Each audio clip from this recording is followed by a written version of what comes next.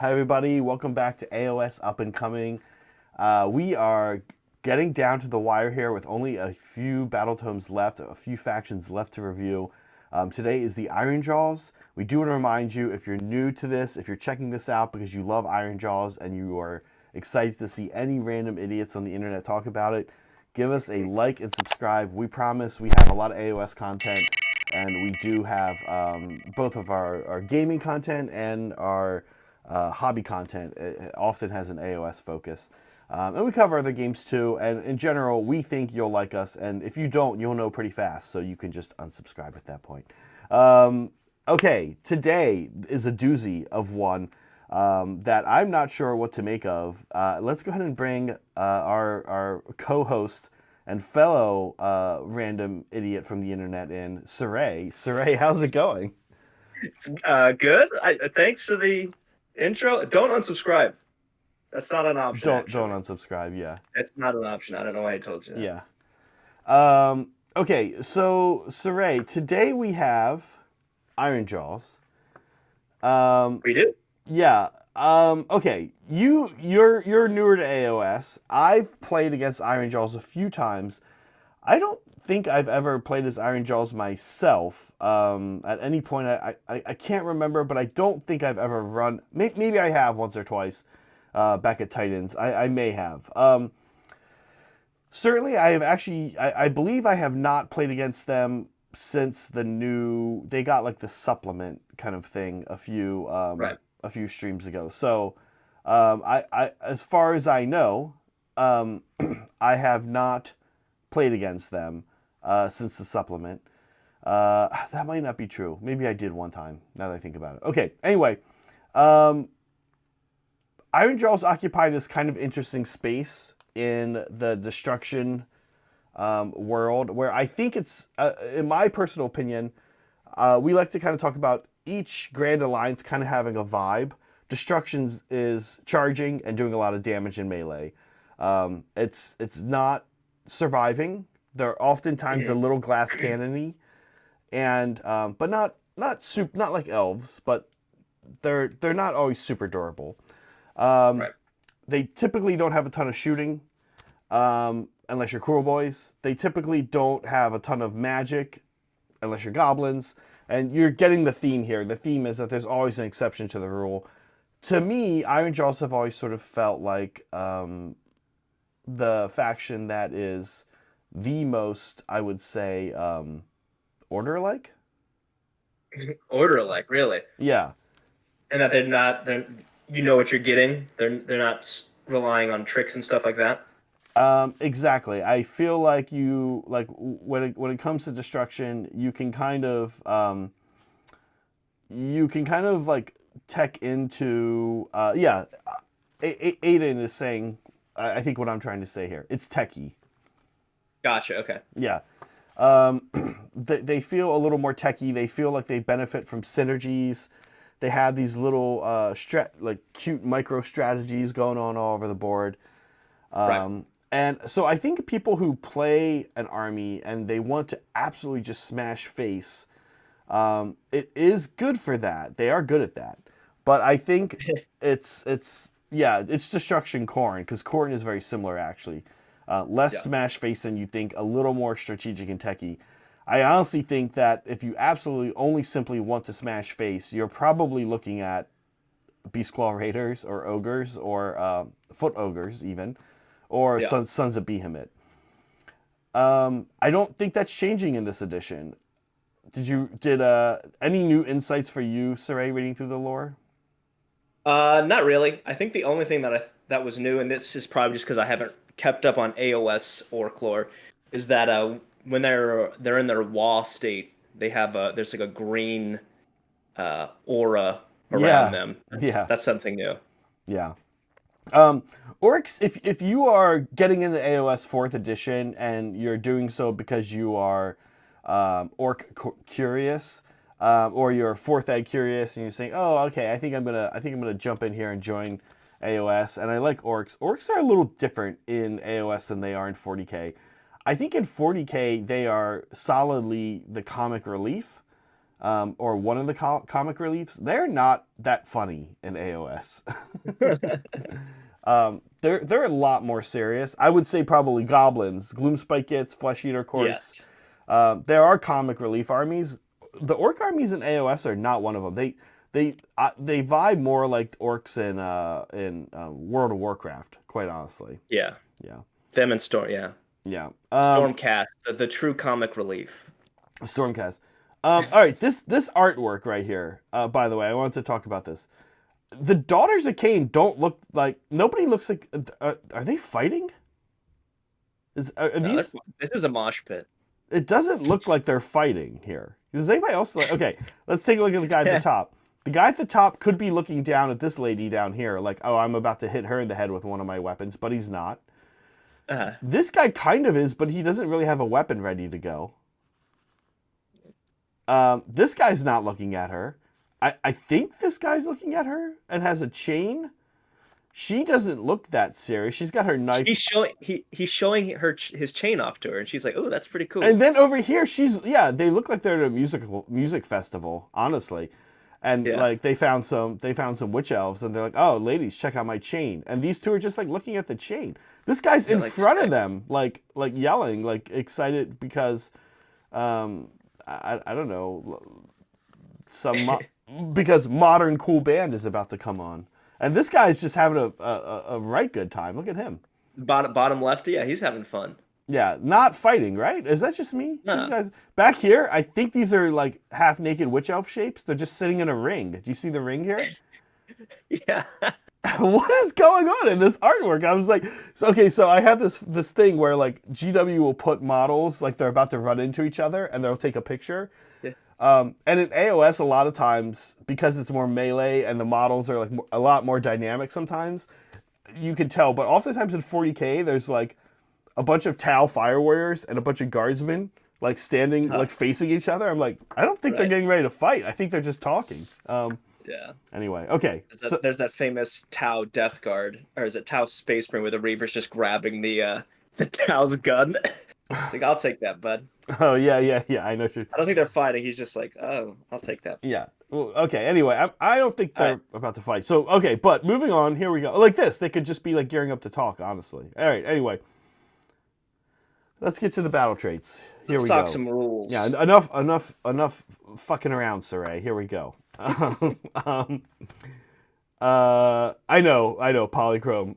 Orcs aren't the comic relief. Spends the next 5 minutes laughing at them. This art, okay, I can't get over that picture. Okay.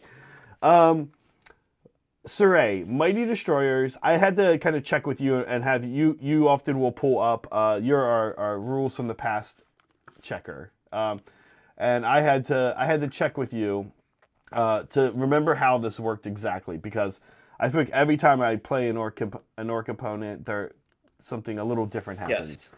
Yes. Right. Currently, you reminded me it's a CP, and it is. Yes. I think it is. Sorry. Yeah, I think it is too. And when does it happen currently? Your hero phase. Okay, which is it's a command ability. Sorry. Command ability. Yeah, in your hero phase. Your hero phase. In your hero phase. Okay, the new version of it. Once per turn, any hero phase, yours and your opponent's, you get to move a friendly IronJawz unit anywhere on the board 3 inches. So there's some drawbacks and some benefits compared to the old edition. The old edition, it was. Do you want me to just read off? Well, it was a CP, but what Andres points out that made that important was that when a Maul Crusher, a Balsa Maul Crusher, issued a CP, he could issue the same CP 3 times. Right. And when a Foot guy issued it, he could do it 2 times. So now you don't have that. But it's no longer a CP. I think that's probably going to be good in the new edition. It's anywhere on the board. You don't necessarily have to be in range. And it's both in your phase and your opponent's hero phase. Yes. I don't know. I'm wondering if there's gonna. Yeah, I mean, I think it certainly feels not as powerful, right? Yeah. There is a lower cost, but it does feel much less powerful. I'm I'm already wondering if there's going to be ways to do this additionally. Is there a character trait, sorry, command trait, or is there a character ability that allows you to do this Is there an additional time? is there a command trait that lets you do it 6 inches instead of 3? Yeah, yeah, Um, the target unit and Mighty Shores has some other things centered around with it. Like, for example, you were reminding me of this as well, Saray. It's if you're in combat, it's a pylon move. If you're outside 12, it's a move. If you're in 12, you have to attempt to charge. Now it is just a 3-inch move that can move you into combat. yes, much simpler. I gotta tell everybody, at this point, after about 3 weeks of going through these and seeing things like the Slanesh one was really the one that took me about a week to come around and say, I think this is better than people think it is. I tried to do that right away with this, and I think I got there. There's a few really cool things you're gonna be able to do with this. So quite honestly, thing number one is it looks to me like IronJawz have gotten a little more durable, or at least they've retained their durability in a world where I think everyone else is getting a little less killy. So you're going to hit with a unit, Ard Boys, 20 Ard Boys, 10 Ard, maybe even 10 Ard Boys, or 6 Gore Gruntas. You're going to fight. If you take that unit out, then it's your opponent's turn. And in your hero phase, you can move 3 inches. Now, what's left near you in 3 inches? Probably a lot. There's probably a hero hanging nearby that you can go grab, tag up in combat. There's possibly another unit you can go grab. Like, you can just go right into combat again and totally screw with their movement phase. So I like this, but I do see that it has changed. I think players, IronJawz players, you guys are going to get good at this ability very quickly. And if somebody's not used to playing against this army, they're not going to think much of this ability. They're going to go to like an RTT or GT and be like, oh, cool, one of my first games with IronJawz. And they're going to be in a bad spot if they don't get it. Yeah. Your army just keeps moving. Like, hey. Right. And the 3 inches is just like, you're in combat with me already, and then you're moving 3 more inches and kind of wrapping me, like, yeah. Okay. Yeah, I see a lot of people saying smashing and bashing is gone. Yeah, that is definitely. I mean, I was pretty surprised at how small this battle trait sheet was. Same. Yeah, it's no smashing and bashing. Although I'm wondering if smashing and bashing will be something we see on a war scroll. A war scroll or a sub-faction? Yeah. And smashing and bashing, just so people know, smashing and bashing was basically a fight next with a condition that you do damage to a unit. Or sorry, you destroy a unit. Yeah. Unit. Yeah. And the thing is, I got folks at home, as we look at some war scrolls here, the war scrolls look more like ogre war scrolls, meaning it looks like this army actually does damage now. Smashing and bashing, outside of the Maul Crusher, IronJawz often didn't do enough damage to initiate it. Now everyone's going to say, well, yeah, that's fine. We have the Maul Crusher. We had double Maul Crusher. But not a ton of units in IronJawz could reliably take out, 5 Vindictors even, maybe with a 6-up ward. So I kind of think if we had it here, it might be insane with the new amped up war scrolls. Okay. Then we get their Wah. Yeah. Yeah. So this is it is pretty similar to the old one. You pick a friendly IronJawz hero to be the target. Anything wholly within 18 inches for the rest of the turn has +1 to charge rolls and they add 1 to their attacks characteristic. I believe this is pretty similar to what it was last time. I don't think there was a range limit on it though. Pick 1 friendly IronJawz during the battlefield. Let's say they are calling an IronJawz wall until the end of that turn. Add 1 to charge rolls and improve the rend characteristic. So it's slightly different. The range limitation feels limiting. Although +1 attack, as we're going to see these war scrolls, feels really good. Yeah, so when I got here, I was like, okay, I was like, I think the 3-inch thing is the new Mighty Destroyers is going to be better than people think it is.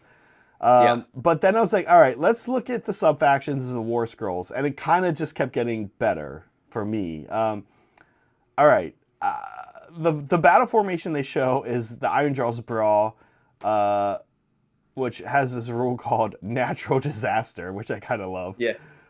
It's basically unmodified charge rolls of 8+, +1 attacks. Now we are starting to become 40k orcs, just with like an insane number of attacks between the WA and Natural Disaster. Yeah. This, have you guys noticed this new edition of Sigmar loves the charge roll, unmodified charge roll of 8+. This is creeping up everywhere. I don't like this rule. I would not center a force around unmodified charge rolls of 8+, personally. Yeah, it feels at odds with the Mighty Destroyers rule to me, right? Yeah. Well, right. And that, you with Mighty Destroyers, you're potentially ending combat in within 3 inches. Don't need to charge. Yeah. Yeah, you don't need it because you're not charging, so you're not keying this off. Right. I don't know. It feels a little at odds to me. As Andrea says, yeah, that's exactly my point. I've noticed a lot of these 8+ charge rolls are good. Some of them are fight. Somebody had fight last. Was it bow snakes or something? Somebody, I think or not bow snakes, melee snakes, I think. Somebody had unmodified charge roll of 8+, they pass out, or they get fight first or something. Yeah. It's just so unreliable. Now, there's play around it. For example, okay, I'm out of fight first. Thank you, Mectoplasm. There's play around it. So not to go back to, I mean, I am going to go back to melee snakes, but it's the same thing here. Okay, you're 3 inches away from 2 different units, and you've kind of got your pick where you want to go, and you're like, listen, if I roll an 8, I think the +1 extra attack is going to actually help me wipe out this more nasty unit I want to wipe out. Or I'm Daughters of Cain, I'm like, yeah, cool, I'll take fight first against that unit. But then I roll 6, and I'm like, all right, I'm not going to go into them right now. I'm going to go over here instead, because I was really looking for that 8.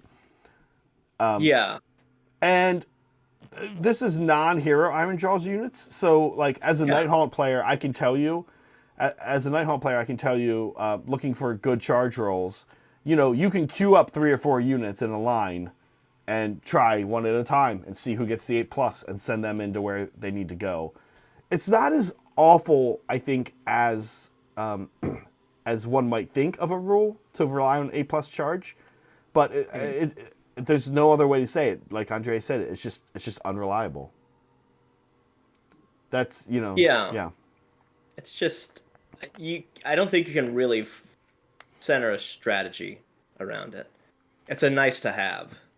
The other 3 kind of look like you would just go and pick one of them, because the Grunt to Stampede is if you want to be cavalry. Picks up more speed as it tramples enemies. I mean, I don't know what that's going to be, but it sounds fun. The Iron Fists inspire each other to greater acts of carnage. I'm guessing that's probably going to be infantry-centric, but that right there, my friends, could be your smash and bash, by the way. Yeah. Kind of sounds like it, right? Yeah, exactly. And then the Weird Fist is going to be plus to magic for this faction, or plus to prayers, because they have priests now. Yeah. Which they kind of already have a sub-faction that does that. So I think IronJawz players, I'm kind of curious, our poll here is showing a middling take on this. And that makes sense, but I think that I would hold out for these other 3 sub-factions. I think they showed us the worst sub-faction. Yeah. I mean, obviously we don't know, but this just feels kind of weird, right? It doesn't feel particularly good. I mean, who knows though?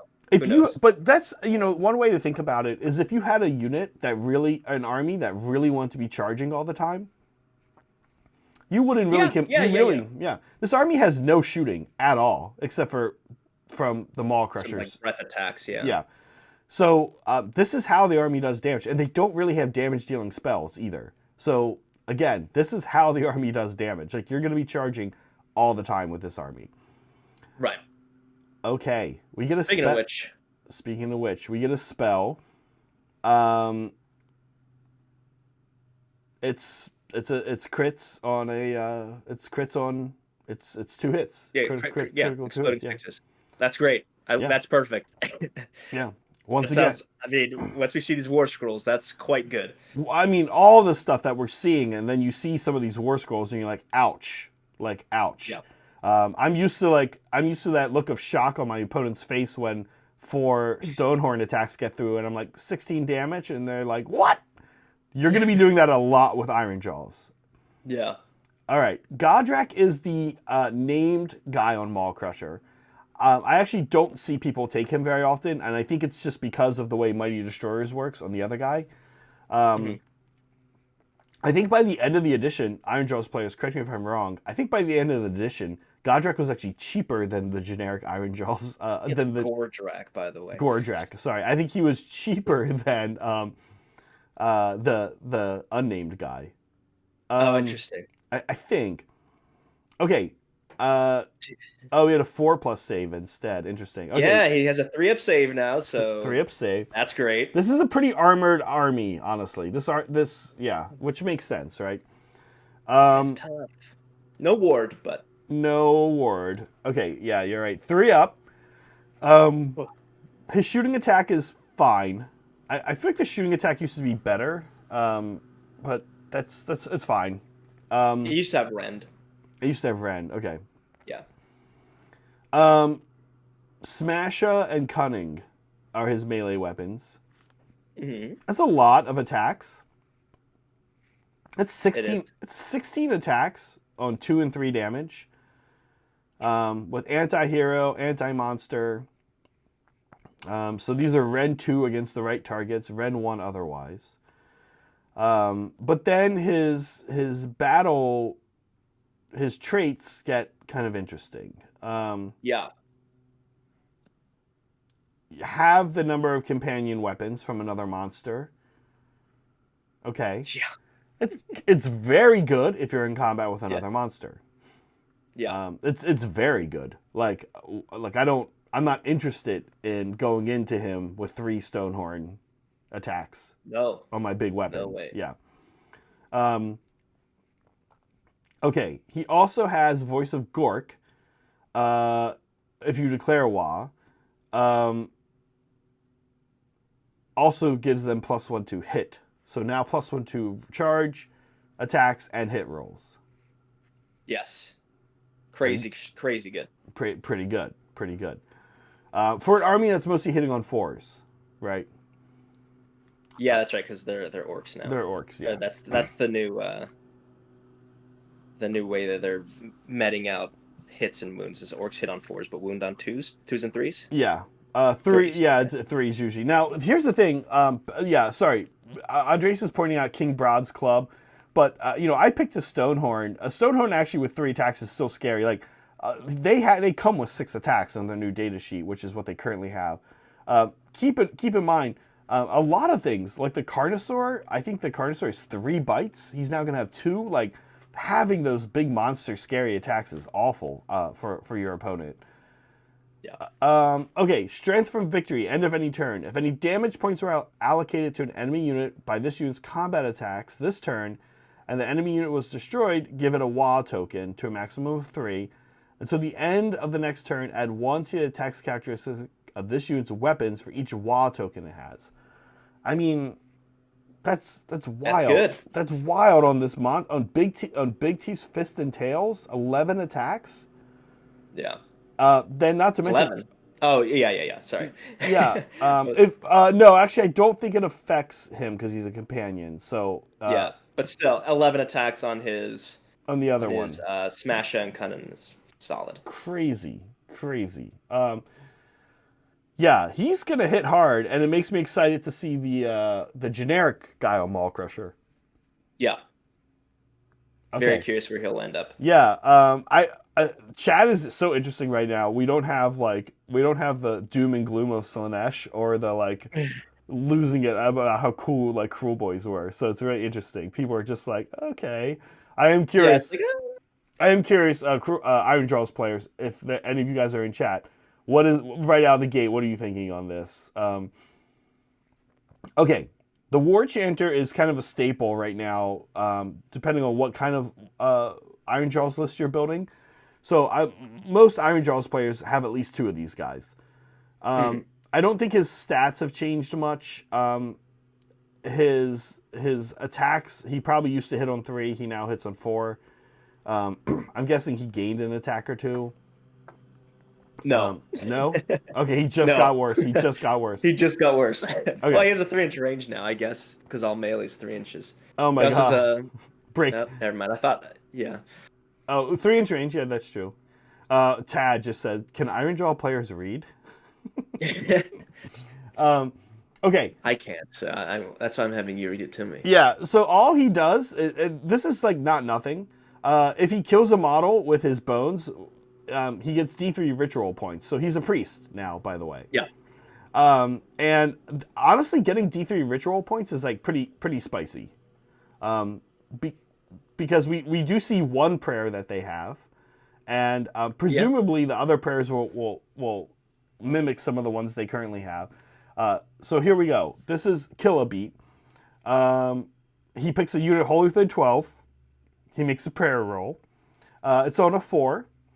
And he adds 1 to damage characteristic of their melee weapons for the rest of the turn. Wow. Once again, wow. They already have this. Yeah. They already have this, and it's very good. Yeah. If he gets an 8+, he can pick 2 eligible units. Now, they already have this. Yeah, go ahead. Sorry, go ahead. Yeah, they already have this, and currently one of the sub-factions lets them pick 3 units to give this to. So people are going to view this as a downgrade, for sure. But it's still good. Well, Kill a Beat currently is add 1 to hit rolls. This is +1 to damage. Oh, there is something that adds to damage, no? For him? Maybe something else. I'm not seeing it on the war beats. Okay. Someone in chat still, yeah. Yeah.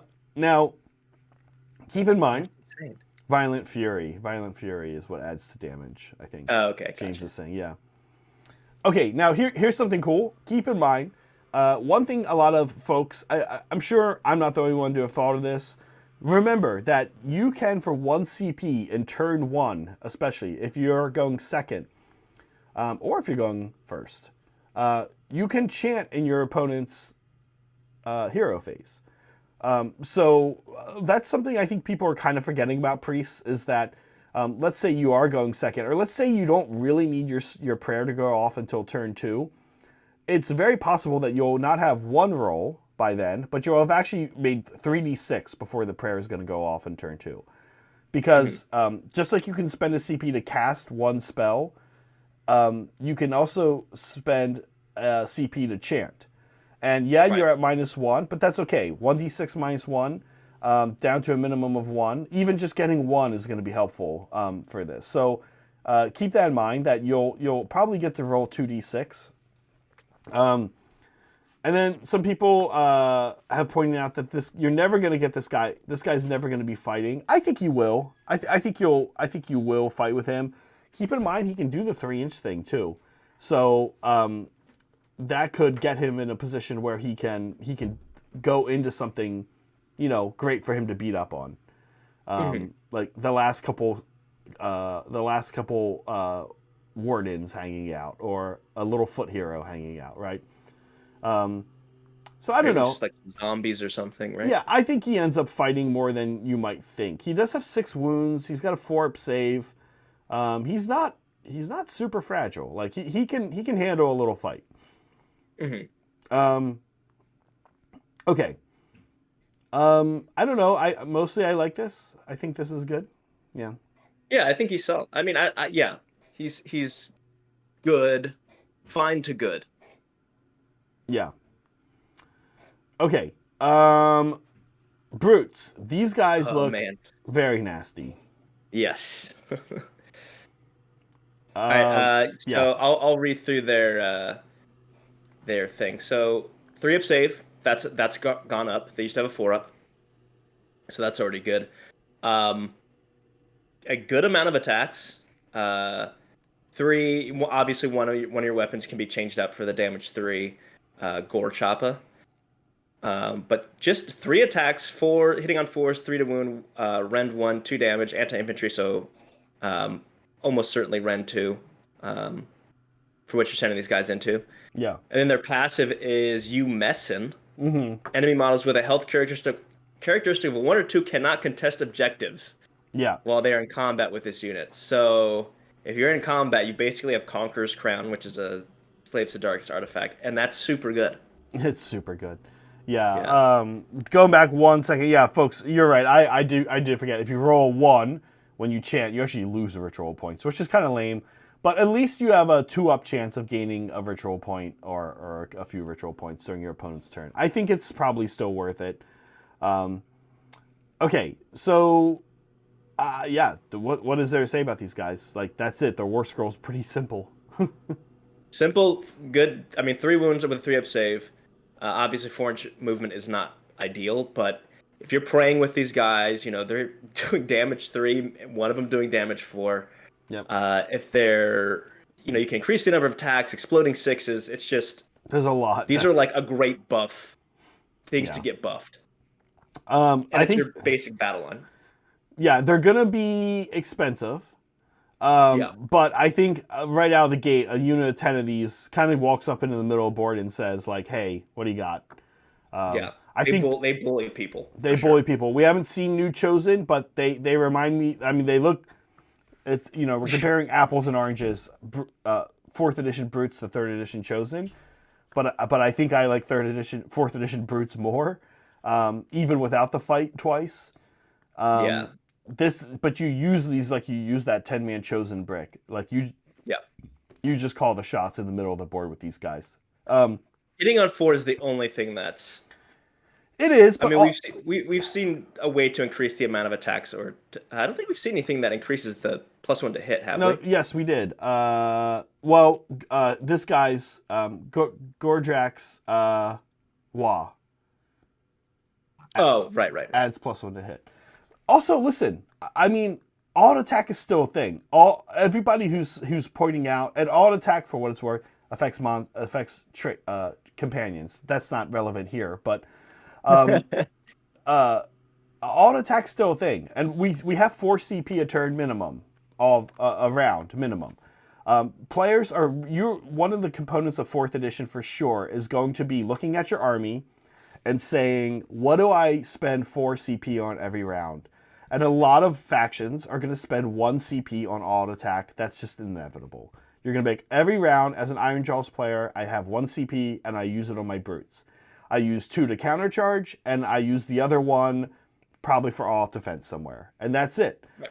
Turn 1, you don't auto attack because you're not in combat, so you chant during your opponent's turn instead, right? Every player is going to learn exactly how they use their 4 CP in an ideal game. It's not going to be I feel like I never know each time, and I'm reacting to things. So you can hit on 3s with these guys if you really want to. If your heart is in it, you will hit on. If your heart's in it, you'll hit on 3s. Yeah, they look nasty, huh? I bet you hope New Chosen look like this. Yes, that would be great. But New Chosen are going to hit on 3. Yeah, almost certainly. I don't think they're going to keep their fight twice. Well, we've seen that though. I'm just preparing myself mentally for that now. But we have seen that ability like in 4th. So. But not on a War Scroll, have we? Yeah, I think so. I think we have. I'm trying to remember if anybody remembers the fight twice, but you get fight last the second time thing. Yeah, I think that was I think it was an ability that you could give to someone. I don't remember which army. Daughters had it. Was it Daughters? Okay. Yeah. You can do it once per turn with Daughters. Okay. Maul Grunta Hacking Crew. Boy, if you thought this guy looks... If you thought these guys look like they hurt this guy. Now, there's 5 of these guys, or maybe 10. So there's that to consider. But, wow, Big Pig looks good. Everybody who bought a Big Pig and got a little disappointed, They look good to me now. Yeah. Okay. So first of all, worth pointing out, down here somewhere, you're looking for something that says what weapons they can pick. They just have all these weapons. So Yeah. right out of the gate, 17 attacks. Yeah. Some hit on 5s, some hit on 4s. So again, an amazing candidate for all attack. Yeah. Here's another thing: give this guy +2 attacks. Every time you give him +2 attacks, he's getting 2, right? So lots going on here. Wow, like, okay. The stat line, I guess we could, the damage output, I guess we can just like enjoy that for a minute. Is this a monster? Yeah, he's a monster. Okay. 3-up save is 3-up save. is notable. Yeah. It seems to be pretty much everything is going to a 3-up save, I guess, besides the Chanter so far. Checks out. He did lose a couple wounds. This is kind of in line with what we've been seeing, though. Yeah.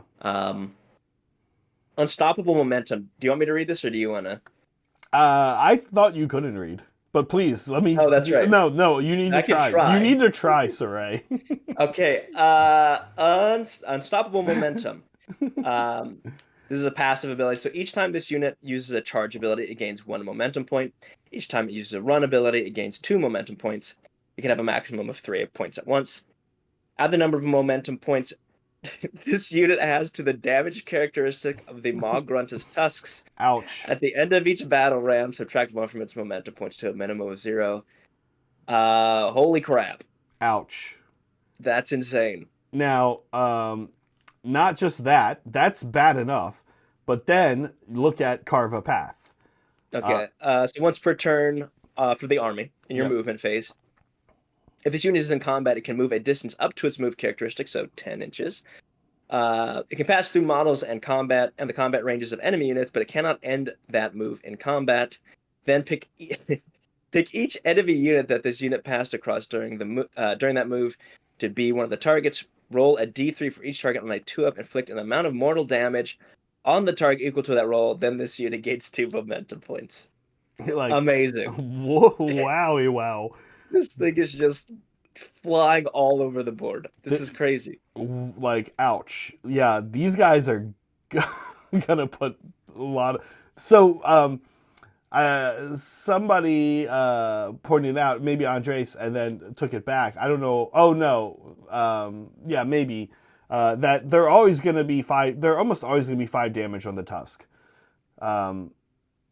Like, you're going to get these momentum points pretty easily.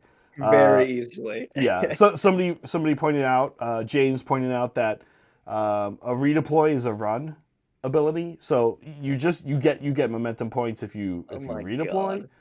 Andrasta, please, you have to kill this thing immediately before it starts running over your entire army. And don't forget, like, you charge and gain a momentum point. So the Maw Grunta's tusks are essentially never going to be 2 damage unless it gets charged, right? If you charge with this thing, those tusks with 5 attacks are 4s, 2s, Ren 2, 3 damage probably, and super easy to get up to 5 damage. Very easy to say. Okay, Choppas, you owe me 2 saves at Red 1 at 2 damage each. Okay. Kill Choppas. They're not great. Okay, maybe I do 1 damage to kill Choppers. So maybe you've done 3 damage already. Maybe you've done 5 with these 2 attacks. And now this thing comes along and you fail 2 saves. And it's like, cool, 10 more damage. And then the next thing still happens, which is like, again, wounding on 2s. So even though it's 5s, like 1, D3 more damage probably. Like this guy is going to, he's averaging close to like 15 points of damage on the charge. It's just like, please stop moving this freaking thing. That's a low average too. I think that's a bit of a low average, to be honest with you. Yeah, really good. This is one of the crazier War Scrolls we've seen, I think. Yeah. I'm very curious how many points it'll cost. Yeah.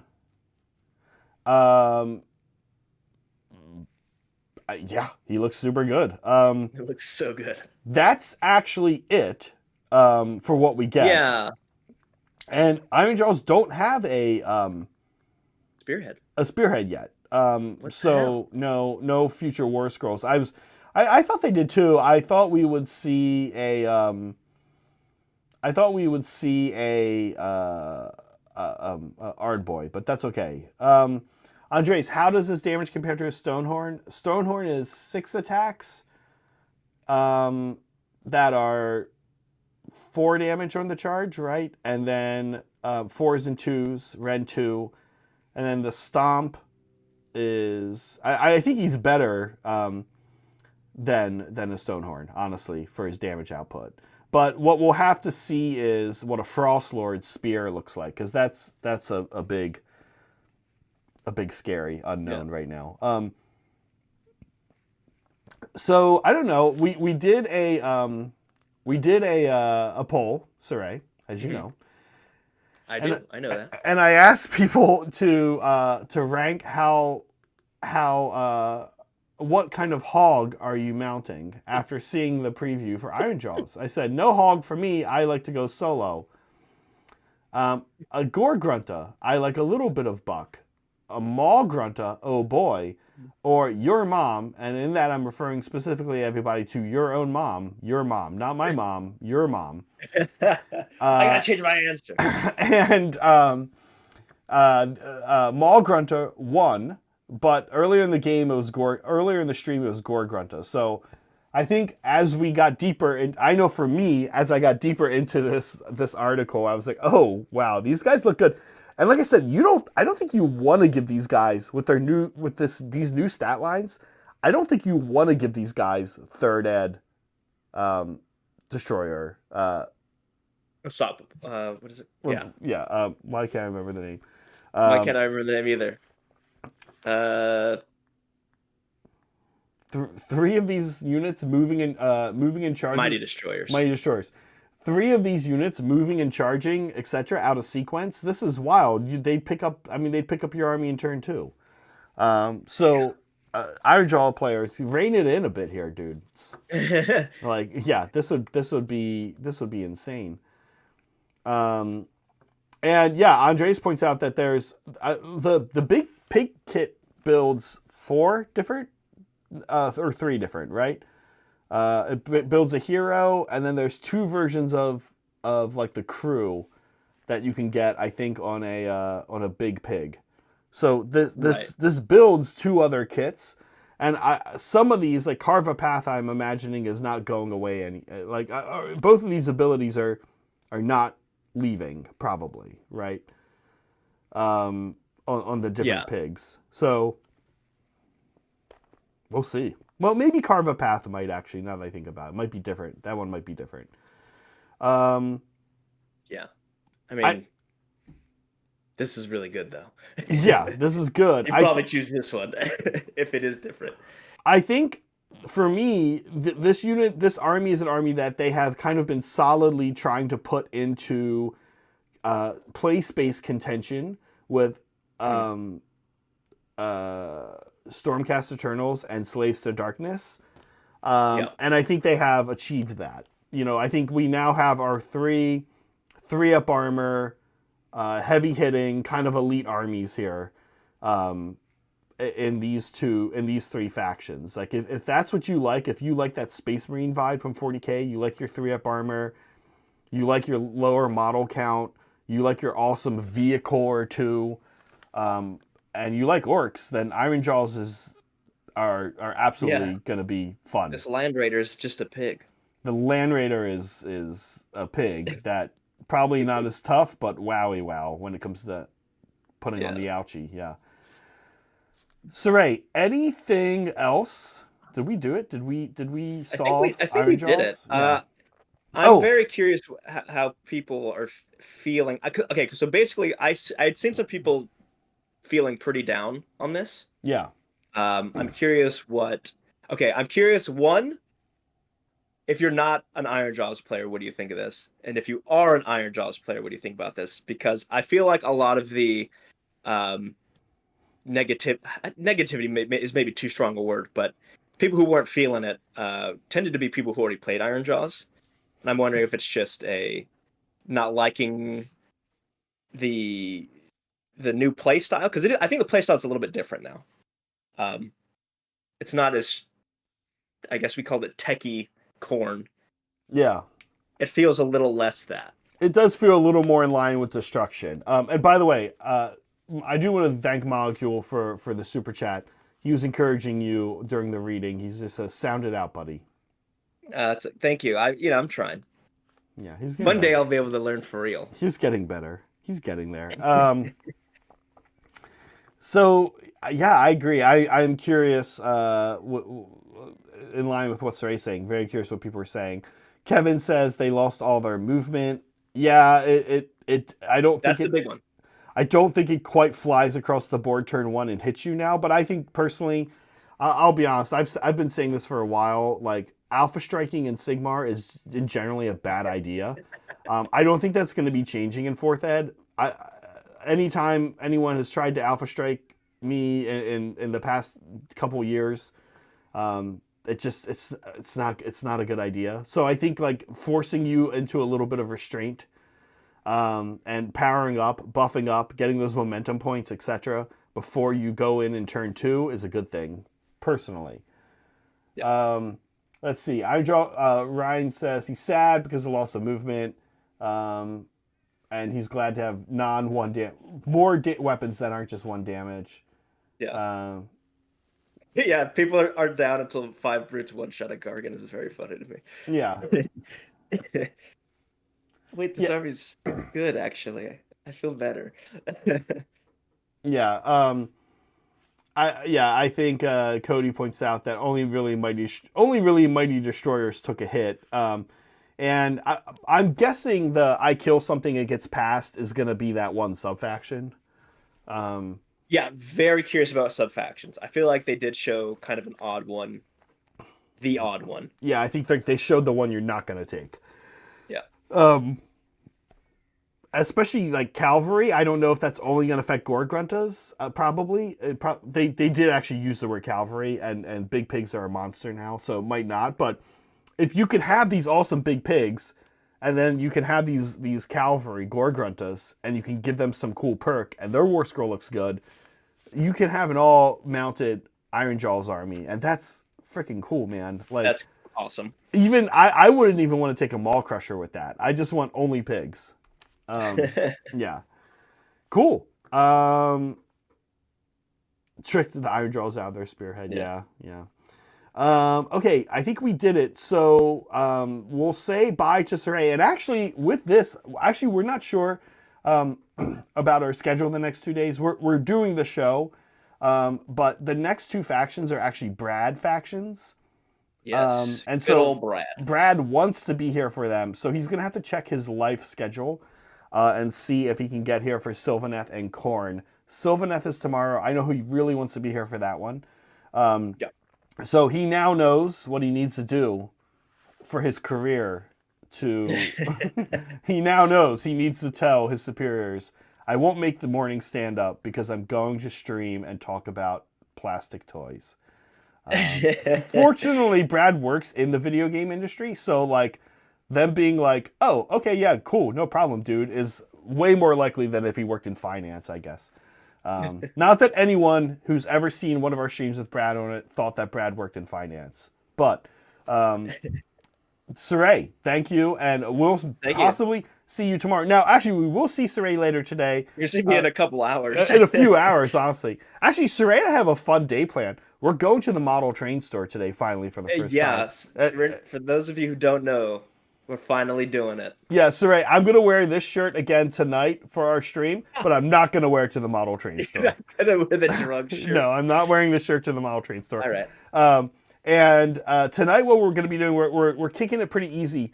We are going to be just doing Caradon Overlords, building some KO. Oh, hold on. Let me. We're gonna hype it up a little bit more than that. Let's hype it up. We're gonna be kit bashing. Oh. Some KO. Okay, fun. To look like, if you guys have seen Dune or Dune 2, the new ones, the Denis Villeneuve ones, we're doing Harkonnen Sky Dwarves. Yeah. What does that mean? You're gonna have to tune in to see. Tune in to see. But it's a cool idea, and I'm excited to see what Saray does. He does some good kit bashes. Okay, bye to Saray, and as a reminder, That show is tonight at 4:30 p.m. Pacific time. If you are new in here, if you're a gray name and you've got the time open, come hang out. We just chat Sigmar. We just hobby. We run through segments. We talk movies. We talk food. We just gab and make asses out of ourselves. And we love good fan interaction. So jump in the chat and just say hi. Otherwise, tomorrow we'll be back. Maybe with Brad, maybe with Saray, maybe with Steven. We're going to see who, if Brad can make it or not. And Friday, we'll be here covering Corn. Now, Saturday, we don't have a game this Saturday. We're stopping our games for now until July 13th. That's the next time we're going to play an Age of Sigmar game on the channel, and it's going to be 4th Ed. We said goodbye to 3rd Ed on Monday night, and we're moving on to just covering some topics, just internet idiot gabbing, really, for us for the next 3 weeks. Saturday, we will be here at 10 a.m., and we'll be doing sort of like a recap. We're going to rank all of the previews, inspired by one of our good Mandros, Liberty Fires. We're going to rank all of our previews. We're going to chat lethality. I don't know what you guys are thinking. I'm confused on the lethality of 4th Ed Sigmar. Is it more lethal or less lethal? Ren just seems to be kind of everywhere nowadays. But hit rolls are worse. I can't tell. I can't tell if this new edition is going to be more or less lethal. We want to talk lethality. And we'll talk some other things. We'll talk about what we're up to here at the studio to get ready for 4th Ed Sigmar. We've got a lot of army projects going on. I just finished some endless spells. So there's a lot going on, and we want to share that with you. So put that on your calendar, 10 a.m. Skip your Saturday morning cartoons, or just watch them later. Or watch us later. Okay, I think we did everything. That's it.